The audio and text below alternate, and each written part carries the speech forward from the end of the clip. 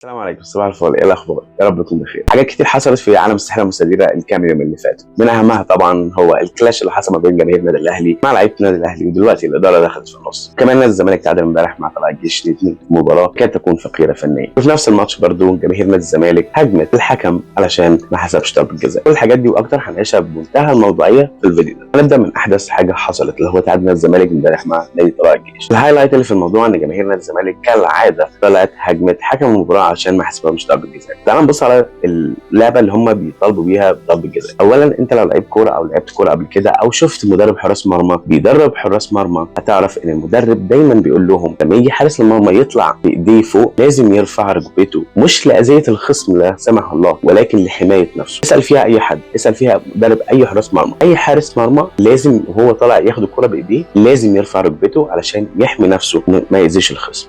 اي نعم الصدام ما بين حارس نادي طلائع الجيش ومحمد حمدي لاعب نادي الزمالك اللي خلى الموضوع كبير من اصابه قويه شويه. نتمنى له السلامه طبعا، نتمنى السلامه لكل واحد، محدش بيحب ان هو يتاذي في الملعب. طبعا هي حالته كان كريتيكال في المستشفى، وربنا يا رب يشفيه ويعافيه ويرجعه لاهله سالم غانم ان شاء الله رب العالمين. هو اللي خلى الموضوع يعني زياده عن اللزوم ان الاصابه فعلا قويه.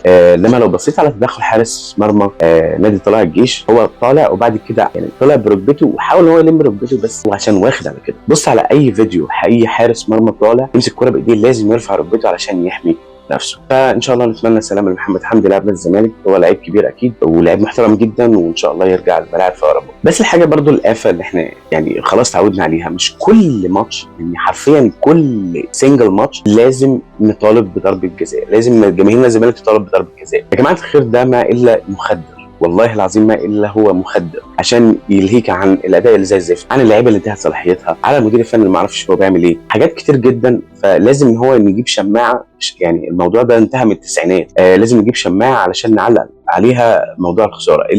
الحكام ماتش الاتحاد الحكام عايز ضربه جزاء، ماتش المصري عايز ضربه جزاء، ماتش طلائع عايز ضربه جزاء. مش هينفع تكسب الدوري بضربات جزاء على الدوري كله يعني. لا، في لعب، في خطه، في لعيبه بتأدي اداء في الملعب، في حاجات كتير غير ان كل حاجه ضربه جزاء ضربه جزاء ضربه جزاء. الموضوع بقى اوفر صراحه، بقى اوفر ومضحك وفاني، ويعني والناس بدات تضحك عليك. والله مش كل ماتش ضربه جزاء يعني، عيب، العب واكسب في الملعب. نيجي بقى عند الموضوع الخطير جدا، جماهير النادي الاهلي ولسه الكلاش ما بينهم وبين لعيبه نادي الاهلي. اللي زعل في الموضوع ان الناس اهلاويه جامدين جدا زي شوبير طالع يقول ان الجماهير دي مندس، ودي كارثه كبيره في حد ذاتها. ان انت لو ما تعرفش جمهور الاهلي الحقيقي من الجمهور المندس انت كده بتخبط حرفيا. فلو سمحت ما تقولش الكلام ده تاني عشان بيزعل جامد. الجماهير اللي كانت موجوده في المدرجات دي جماهير النادي الاهلي، وتقدر ان انت تعرف انها جماهير النادي الاهلي من طريقه التشجيع. من النادي الاهلي لما بتحب توصل رساله بتوصل رساله بمنتهى الادب والاحترافيه، هتيجي عليها هتخسف بيك الارض وهتمسح بكرامتك الارض. فما تجيش تطلع في برنامج تيجي تقول دي جماهير مندسه. كمان في بعض التقارير بتقول ان النادي الاهلي الحقيقي هيروح يتصل بشركه تذكرتي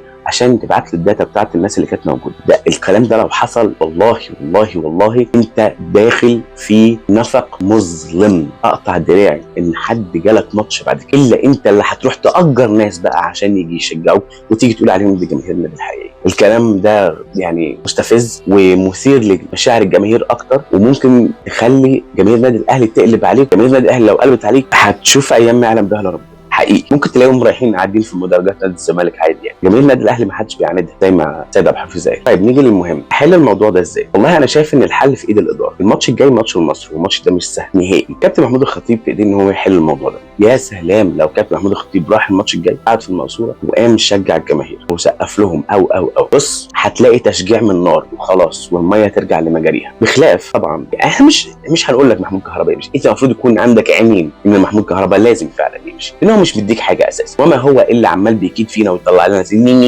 حاجات في منتهى الاستفزاز. يعني فنيا هو مش مديك حاجه، هو لازم يمشي. يعني هو مش احسن من رضا سليم او بيرسي تاو اللي برضه هيمشي. محمد رمضان يوم بعد التاني بيثبت ان المكان فعلا مش مكانه، وفعلا الموضوع طلع كبير عليه جدا. وانا انا مستغرب جدا من البناطيل اللي محمد رمضان بيلبسها دي. يا راجل ده انا اصغر منك وما بلبسهاش يا راجل. ماتش بكره بتاع الاهلي والمصري، المصري مش هيكون سهل نهائي. كلنا عارفين ان المصري بدا الدوري بشكل قوي جدا، واخر ماتشين مش احسن حاجه بالنسبه له، اتهزم من نادي الزمالك وتعادل تقريبا مع حرس الحدود. الفريق عنده الدافع ان هو يرجع تاني حتى لو على حساب النادي الاهلي. ما تنساش ان علي ماهر مدرب كبير وبيعرف ان هو يقرا الجيم كويس، والمصري دايما بيعمل ماتشات كبيره قدام الفرق الكبيره. فخد بالك كويس يا عم كولر، وبلاش تاليف، وشوف الادوات اللي انت هتلعب بيها، اقرا المصري كذا مره وشوف طريقه اللعب اللي انت عايز تحطها اللي تناسب الماتش، ونسال الله تساهيل. والتغييرات يا عم كولر تحصل ما بين الشوطين عادي، احنا قلنا الكلام ده مش هيعيبك. يعني اللعيب يديك 45 دقيقه احسن ما يديك نص ساعه، احسن ما يديك 10 دقائق. المفروض انك تكون اتعلمت كده، يعني انت مدير فني كبير يعني.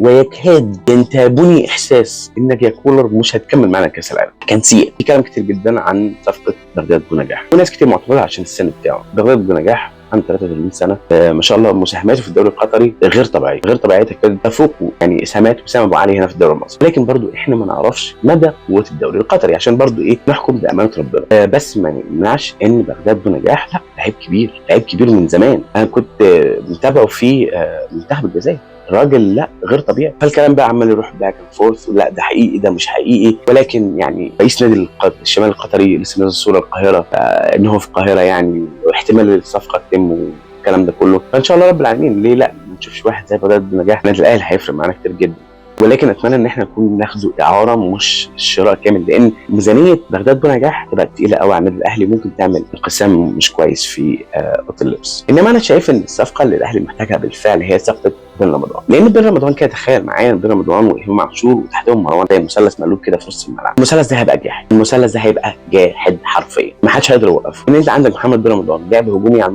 المرمى، امام عاشور بيطلع لقدام برضه على المرمى، مروان عطيه هو بيكون رقم 6 اللي هو بيقطع الكوره. امام عاشور وبن رمضان لو اتعلموا الواجبات الدفاعيه، لا خط النص ده هيبقى من نار النار. ان شاء الله كمان يكون معنا محمود تريزيجيه، بس برضو احنا قلنا الكلام ده كله يا ريت يكون على سبيل الاعاره، علشان الناس دي مرتباتها عاليه جدا، تقبض بالدولار وانت عندك ازمه اوريدي في الدولار، وكمان مره هتخلق مشكله في اوضه اللبس. ما ينفعش ان احنا نروح نتكلم على تجديد احمد سيد زيزو يعني والمبلغ اللي هو عايزه، وقلنا عمالين نقول ان هو هيعمل جاب ما بين اللعيبه في اوضه اللبس، والكلام ده معناه مش هيحصل عندي. لا اكيد طبعا هيحصل عندي، ان اللعيبه كلها بشر، كله بيبص لبعضه وكله بيبص لبعضه في الاداء برضه. يعني لما زيزو ياخد 100 مليون جنيه او 80 او 90 او بيأدي بالطريقه اللي انت شايفها دي، على عكس واحد زي مثلا عبد الله السعيد او ناصر ماهر بيأدي احسن مليون مره من زيزو، ما بياخدش حتى نص اللي بياخده زيزو، فهتلاقي لا الموضوع هيبقى فيه مشكله كبيره جدا. في الاخر انا اتمنى ان كابتن محمود الخطيب يكون بكره ماتش الاهلي والمصري يهدي الجماهير، وصدقني جماهير النادي الاهلي احنا بنحب كابتن الخطيب جدا، مش زي ما الشباب بيقول مش جماهير السوشيال ميديا هي اللي